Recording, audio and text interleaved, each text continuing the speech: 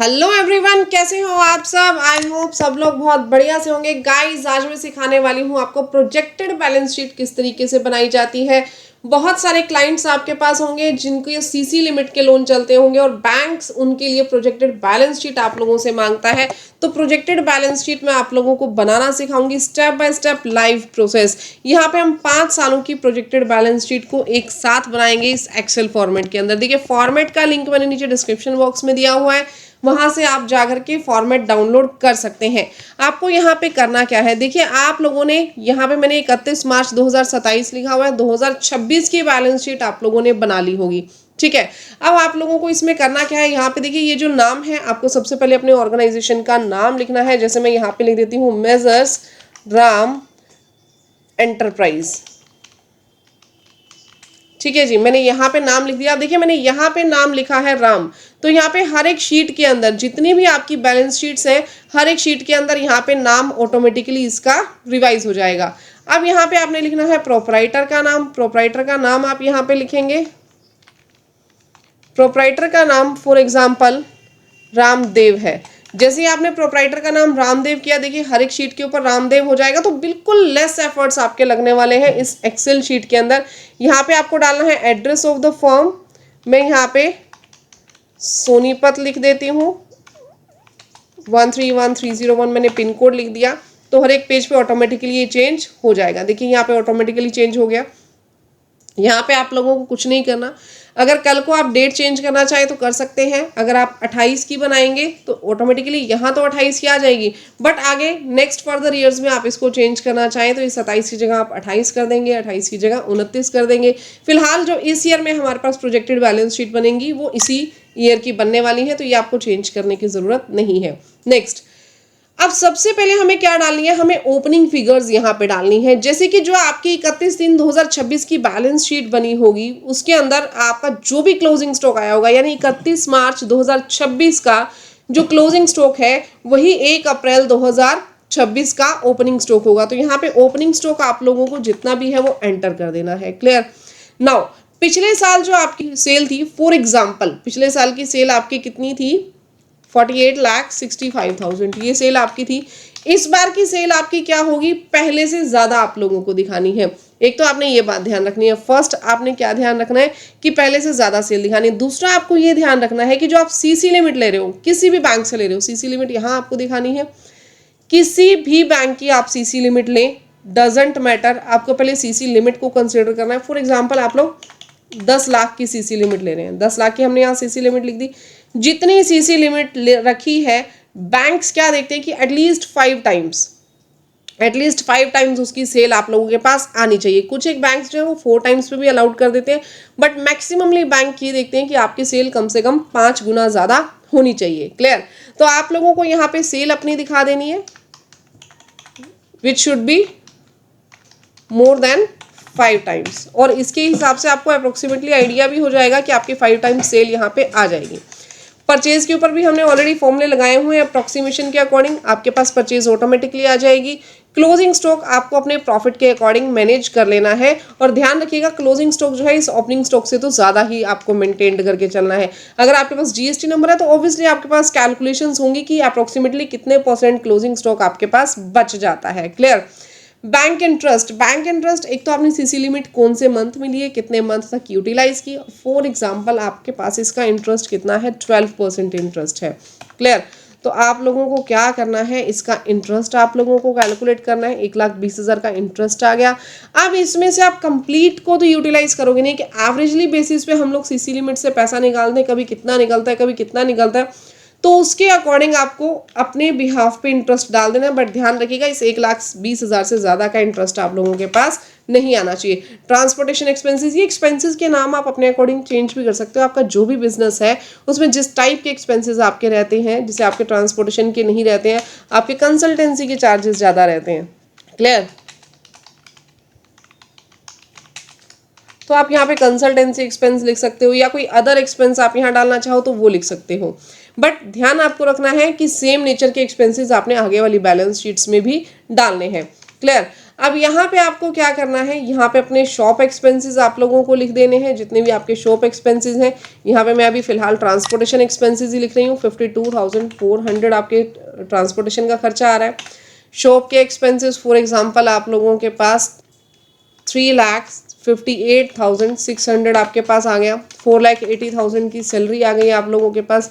2,67,000 के आपके पास other expenses आ गए। अब ये आपके पास प्रॉफिट आ रहा है, ये प्रॉफिट आप मेंटेन करना चाह रहे हो, बट आपने जो प्रॉफिट में यहाँ पे आपके पास प्रॉफिट बहुत ज़्यादा आ रहा है, लेकिन आप जो मेंटेन करना चाहते थे प्रॉफिट वो कम था। अभी आपको यहाँ पे क्लोजिंग स्टॉक भी रखना है, क्लोजिंग स्टॉक आप रख दीजिए। फॉर एग्जांपल 7,24,000 का क्लोजिंग स्टॉक रख दिया। तो आप लोगों को यहाँ पे करना क्या होगा, आप लोगों को यहाँ पे परचेज को बढ़ाना पड़ेगा। यहाँ पे आप फॉर्मूले के अंदर परचेज बढ़ा दीजिए, ऑटोमेटिकली आपके पास आ जाएगा। यहाँ पे जस्ट यहाँ से आपने रेशो चेंज करनी है। आप लोग चाहें तो प्लस माइनस करके भी कर सकते हो, नॉट एन इशू, बट यहाँ पे फॉर्मूले में ही चेंज कर दोगे, that will be much better. यहाँ पे हमने ये चेंज कर दिया। अब जितना प्रॉफिट आप रखना चाहें उतना प्रॉफिट आप रख सकते हैं। यहाँ पे मुझे थोड़ा सा सेल को कम करना है, 2 लाख रुपीज़ के नियर अबाउट हमने 7,29,000 के यहाँ पे प्रॉफिट को मेंटेन्ड कर दिया। क्लियर। आप लोगों को सभी एक्सपेंसेस डालने के बाद परचेज में और सेल के अंदर थोड़ा बहुत चेंज करना है, देन आपके पास ये प्रॉफिट जो है वो ऑटोमेटिकली डन हो जाएगा। हाँ जी मैम, बिल्कुल डन। नाउ अब आपको क्या करना है, आप लोगों को ओपनिंग बैलेंस ऑफ, ये क्या है हमारे पास प्रोजेक्टेड कैपिटल अकाउंट, ऊपर हमने क्या बनाया प्रॉफिट एंड लॉस अकाउंट। जो कैपिटल अकाउंट है उसमें आपका जो प्रीवियस बैलेंस था यानी क्लोजिंग बैलेंस जो था वो अब ओपनिंग बन करके आएगा। ओपनिंग बैलेंस आपके पास कितना है वो पिछली बैलेंस शीट से आपको मिल जाएगा। ओपनिंग बैलेंस आपको यहाँ पे डाल देना है। ओपनिंग बैलेंस हमने एंटर कर दिया। अब जो प्रॉफिट है प्रॉफिट यहाँ पे ऑटोमेटिकली आएगा। देखिए जितने भी पॉइंट्स पर ऑटोमेटिक फॉर्मूले लगे हुए हैं आप देखेंगे, मैंने यहाँ पे हर जगह पे येलो शेडिंग की हुई है। डेप्रिसिएशन में अभी बताऊंगी आप लोगों को, पहले आप कैपिटल अकाउंट सीख लो। डेप्रिसिएशन 2 मिनट में मैं आप लोगों को बताऊंगी ताकि आप कंफ्यूज ना हो जाओ। क्लियर। यहाँ पे आप लोगों को ड्रॉइंग्स लिखनी है, जितनी भी पैसा आप मंथली कुछ ना कुछ घर खर्च के लिए पैसा निकालोगे वो ड्राइंग्स आपको यहाँ पे एंटर करनी है। यहाँ तक आप लोगों को क्लियर हो गया? हाँ जी मैम। अब चलते हैं हम डेप्रिसिएशन पे। डेप्रिसिएशन आपके पास है, यानी अगर आपके पास फिक्स्ड एसेट्स है कुछ ना कुछ तो अच्छी बात है। यहाँ डेप्रिसिएशन की शीट पे ये देखिए जितने भी ईयर्स हैं, फॉर एग्जाम्पल ये ईयर था इसके साथ मैंने डेप्रिसिएशन लगाई है, ये ईयर था इसके साथ भी मैंने डेप्रिसिएशन शीट लगाई है। ये सभी शीट्स आपस में एक दूसरे से कनेक्टेड है। यहाँ डेप्रिसिएशन पे आपने जाना, मैं अभी नेक्स्ट जो शीट्स है ना वो ऑटोमेटिकली आपके पास बनती चली जाएंगी, मैं अभी आप लोगों को दिखाऊंगी। सबसे पहले हम डेप्रिसिएशन पे आएंगे। यहाँ पे आपके पास इनकम टैक्स एक्ट के अकॉर्डिंग जो डेप्रिसिएशन रेट्स हैं मैंने यहाँ लगाए हुए हैं।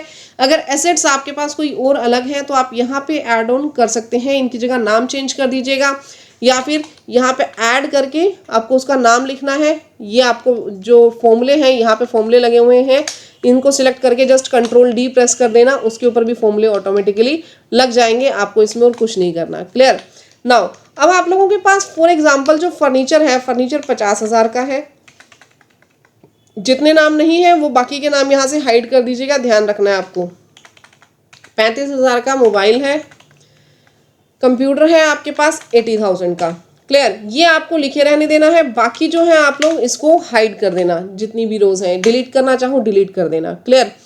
तो इस तरीके से आप लोगों ने अपना डेप्रिसिएशन चार्ट यहाँ पे बनाना है। अब देखिए यहाँ पे जितना आपका डेप्रिसिएशन लगा वो डेप्रिसिएशन यहाँ ऑटोमेटिकली कैलकुलेट होकर के आ गया, और जो आपकी फिक्स्ड एसेट्स पेंडिंग बची वो फिक्स्ड एसेट्स आपके पास ऑटोमेटिकली यहाँ कैलकुलेट होकर के आ गई। आपको कुछ भी नहीं करना है, बिल्कुल ऑटोमेटिक शीट है। अब यहाँ आप देखोगे ना, यहाँ जो क्लोजिंग बैलेंस बचा 1,22,750 का बचा, और ये बैलेंस ऑटोमेटिकली आपके पास कहाँ चला जाएगा, डेप्रिसिएशन 2028 में। क्लियर। 2029 में वहां से चला जाएगा। तो बिल्कुल प्रॉपरली हमने ऑटोमेटिक एक शीट बनाई है। एक शीट आप बनाओगे बाकी शीट्स ऑटोमेटिकली बन जाएंगी, बस चेंज क्या करना है। देखिए ये तो था ओपनिंग बैलेंस। अगर आपने कोई भी 2 अक्टूबर 2026 से पहले इनको एसेट्स को परचेज किया हो तो उसकी आपको वैल्यू यहाँ डालनी है। जैसे for example during the year हमने 35,000 का एक एसी परचेज किया था। क्लियर। हमने 35,000 का एक एसी परचेज किया था, वो 35,000 का एसी मैंने यहाँ एंटर कर दिया। अगर आपने उस एसी को परचेज किया था 3/10/2026 के बाद, यहाँ पे मैं इसको 0 कर देती हूँ, मैंने उसको 3/10/2026 या उसके बाद परचेज किया था तो मैं उसको यहाँ डालूंगी, क्योंकि उस एवज में हमारा जो डेप्रिसिएशन लगता है वो हाफ रेट से लगता है। क्लियर। तो ऐसे ही अदर शीट्स में जो आपका परचेज वैल्यू है वो आपको डालना पड़ेगा। ओपनिंग ऑटोमेटिकली कैलकुलेट हो जाएंगे, डेप्रिसिएशन ऑटोमेटिकली कैलकुलेट होगा और बैलेंस शीट के अंदर रिफ्लेक्ट कर जाएगा, आपको इसमें कुछ नहीं करना। हाँ जी मैम, ठीक है। अब यहाँ पे हम प्रॉफिट देखेंगे। अच्छा, प्रॉफिट तो हमारा कम हो गया थोड़ा डेप्रिसिएशन आने से, तो अब हमें क्या करना है, या तो आप थोड़ा सा क्लोजिंग स्टॉक बढ़ा सकते हैं या फिर आप थोड़ा सा सेल के अंदर छेड़खानी कर सकते हो। हम एक काम करते हैं, यहाँ पे 1,50,000 की यहाँ कर देते हैं।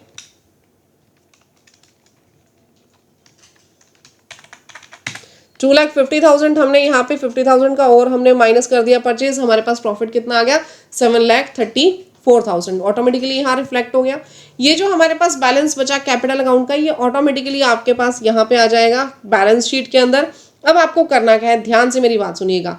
यहाँ पे मैंने आप लोगों को ये कैलकुलेशंस दे रखी हैं। ये कैलकुलेशंस किसकी हैं, ये है आपके पास सीसी लिमिट की, कि आप सीसी लिमिट लेने के लिए एलिजिबल हो या नहीं हो। यहाँ पे इसके लिए आपको क्या करना होगा, सबसे पहले तो आपको क्रेडिटर्स यहाँ एंटर करने होंगे। क्रेडिटर्स फॉर एग्जांपल मैं यहाँ पे लिख देती हूँ 3,51,000 और डेटर्स जो है, डेटर्स हमने रख दिए 8,47,600। ये हमने डेटर्स यहाँ पे रख दिए। अब आपके पास क्या आया, जो क्लोजिंग स्टॉक है, क्लोजिंग स्टॉक का ऑटोमेटिकली यहाँ पे 53% 75% कैलकुलेट होगा। क्रेडिटर्स डेटर्स माइनस क्रेडिटर का आपके पास 60% कैलकुलेट होगा।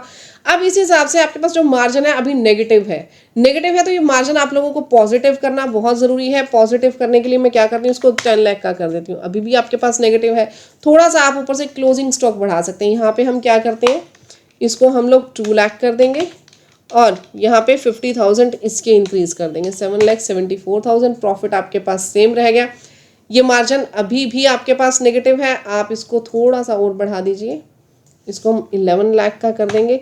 ये आपके पास आ गया। अब आपके पास मार्जिन क्या है, मार्जिन प्रॉपरली सेट है। मार्जिन कितना रहा है, 58,460। ध्यान रखिएगा, ये जो फॉर्मूला मैंने लगाया हुआ है ये हमेशा पॉजिटिव रहना चाहिए, क्योंकि आपके पास जो अलाउड होता है ना सीसी लिमिट, वो 60% ऑफ डेटर्स माइनस क्रेडिटर्स और 75% ऑफ स्टॉक ही अलाउड होता है। तो इन दोनों को ऐड करके 10 लाख से ज़्यादा आना जरूरी है। इन दोनों को ऐड करके ये आ गया। क्लियर। देन हमने इसमें से 10 लाख को माइनस कर दिया, ये आप लोगों के पास फिगर आ जाएगी प्रोजेक्टेड, जो आपके पास मार्जिन है प्रोजेक्टेड बैलेंस शीट के लिए। क्लियर है एवरीवन, बिल्कुल अच्छे से समझ में आ गया आपको, ठीक है जी। अब इसमें होगा क्या, एक तो आपको यहाँ पे करंट ईयर के रेशोज चेक कर लेनी है। प्रीवियस ईयर की जो रेशोज हैं वो आप प्रीवियस बैलेंस शीट से लिख लेंगे। यहाँ पे बाकी जो आपके ईयर्स हैं यहाँ ऑटोमेटिकली कैलकुलेट होती चली जाएगी। प्रीवियस ईयर की आपके पास आ जाएगी पिछली बैलेंस शीट से, करंट ईयर की यहाँ से आपके पास कैलकुलेट हो जाएगी। क्लियर। हाँ जी मैम, तो आप लोगों को ये वाला आपका शीट रेडी हो गया। अब हम चलते हैं नेक्स्ट ईयर की शीट के ऊपर।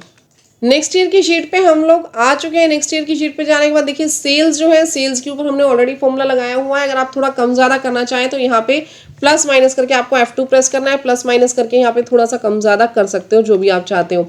ओपनिंग स्टॉक देखो ऑटोमेटिकली आ गया, परचेज ऑटोमेटिकली आ गई। इसमें आपको थोड़ा बहुत जो भी चेंजेस करने हैं आप कर सकते हो, लेकिन हमने इसको प्रॉपरली ऑटोमेटिक बनाने की कोशिश की है ताकि आप लोगों को किसी तरीके की कोई दिक्कत ना आए। देखिए जितनी भी जगह ये आपके पास कलरफुल है, जितने भी टैब्स, वहाँ पे आप देखोगे ऑटोमेटिकली डाटा आपका अपडेट हो रहा है, आपको कुछ करने की ज़रूरत नहीं है। यहाँ पे आप लोगों को अपना बैंक इंटरेस्ट डालना है। जैसे कि हमने पीछे कितना बैंक इंटरेस्ट लिया था, आपको थोड़ा सा आइडिया लगा लेना है। फिर 62,000 का हमने बैंक इंटरेस्ट लिया था, तो नियर अबाउट दैट आपको यहाँ पे एंटर कर देना है। ट्रांसपोर्टेशन एक्सपेंसेस आपको यहाँ पे एंटर कर देने हैं। अब देखिए यहाँ पे ऑब्वियसली सेल ज़्यादा हुई है तो ट्रांसपोर्टेशन भी उसके हिसाब से ज़्यादा हुए होंगे। आप जितना प्रॉफिट यहाँ मेंटेन करना चाहते हैं उसके अकॉर्डिंग आप लोगों को यहाँ पे खर्चे भी डालने होंगे। तो हम लोग यहाँ पे एक्सपेंसेस जो है वो एंटर कर देंगे। शॉप एक्सपेंसेस आपको एंटर कर देने हैं। सैलरी आपको एंटर कर देनी है। पीछे से आपको खर्चे बढ़ा करके लिखने, क्योंकि सेल ज़्यादा है तो ऑब्वियसली खर्चे भी ज़्यादा आएंगे। डेप्रिसिएशन ऑटोमेटिकली कैलकुलेट होकर के आएगा। अगर आप यहाँ पे कोई भी नई एसेट ट्रांसफर करना चाहें, दिखाना चाहें तो वो आप दिखा सकते हो। क्लियर। अदर एक्सपेंसेस हम एंटर कर देंगे। लास्ट टाइम हमने 2,67,000 लिया था, तो यहाँ पे हम 3,42,800 ले लेंगे। क्लियर। 19,28,000 का प्रॉफिट आ रहा है। थोड़ा सा हम इस प्रॉफिट को कम करेंगे। क्लोजिंग स्टॉक भी हमें दिखाना है, तो पहले 7,74,000 का ओपनिंग स्टॉक था, 8,47,600 का हमने यहाँ पे ओपनिंग स्टॉक रख दिया। थोड़ा सा सेल को बढ़ा देंगे आप लोग। ये आप लोगों के पास 9,75,000 का प्रॉफिट आ गया। ध्यान रखिएगा प्रॉफिट पहले वाले प्रॉफिट से हमेशा ज़्यादा ही आना चाहिए। क्लियर, ये आप लोगों के पास आ गया। देन आप लोगों को यहाँ पे ड्राइंग्स एंटर करनी है। देखिए ऑटोमेटिकली आपके पास बैलेंस आ गया। देन जो ओपनिंग बैलेंस था कैपिटल अकाउंट का, नेट प्रॉफिट ऑटोमेटिक आ गया। सिर्फ आप लोगों को यहाँ पे ड्राइंग्स एंटर करनी है कि पर मंथ आप लोग कितना घर खर्च के लिए पैसा निकाल रहे हो। आगे हम आ जाएंगे बैलेंस शीट के ऊपर। बैलेंस शीट में आप लोग देखोगे सब कुछ डन आ गया। यूपीआई लिमिट आपके पास आ गई, CC limit, then fixed assets आ गई। फिक्स्ड एसेट्स में अगर कोई भी एडिशन हुआ है तो डेप्रिसिएशन शीट में जरूर डाल देना, मैं पहले ही आप लोगों को बता रही हूँ। देन आपको यहाँ पे क्रेडिटर्स एंटर करने हैं और डेटर्स एंटर करने हैं। लास्ट टाइम के आप एक बार क्रेडिटर्स जरूर देख लीजिएगा, कितने क्रेडिटर्स थे, 3,51,000, 11,47,000। ध्यान रखिएगा कैश एंड बैंक बैलेंस कभी नेगेटिव नहीं होना चाहिए। ये ऑटोमेटिकली कैलकुलेट होकर के द्वारा, लेकिन नेगेटिव कभी नहीं होना चाहिए। क्लियर, तो 11 लाख और 3,51,000 यहाँ पे हम लोग डाल देते हैं 3,86,000। क्लियर, यहाँ पे हमने लिख दिया 12,67,500। ये हम लोगों ने यहाँ पे डाल दिया। आपके पास मार्जिन लिमिट जो है वो पॉजिटिव आ गई। ऊपर आप लोग चलेंगे, यहाँ पे आपके पास जो जीपी है, जो एनपी है, वो थोड़ा सा आप लोगों को ज़्यादा ही रखना है, कम नहीं रखना है। कोशिश यही करें कि ज़्यादा ही आए। क्लियर, स्टॉक टर्नओवर रेशियो आप लोगों के पास आ गई। तो हर एक चीज़ आप लोगों के पास ऑटोमेटिकली कैलकुलेट होती चली जाएगी। आप लोगों को ज़्यादा बॉदर करने की ज़रूरत ही नहीं है।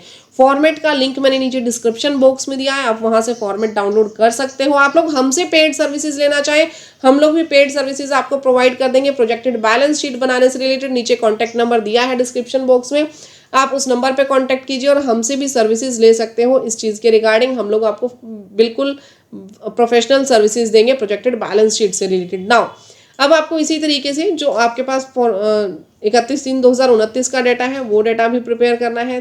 30 का डाटा, 31 का डाटा, मैंने आपको 5 सालों का लगातार डाटा दे दिया है ताकि आप लोग बिल्कुल 15 से 20 मिनट के अंदर अपनी प्रोजेक्टेड बैलेंस शीट जो है वो रेडी कर सकें।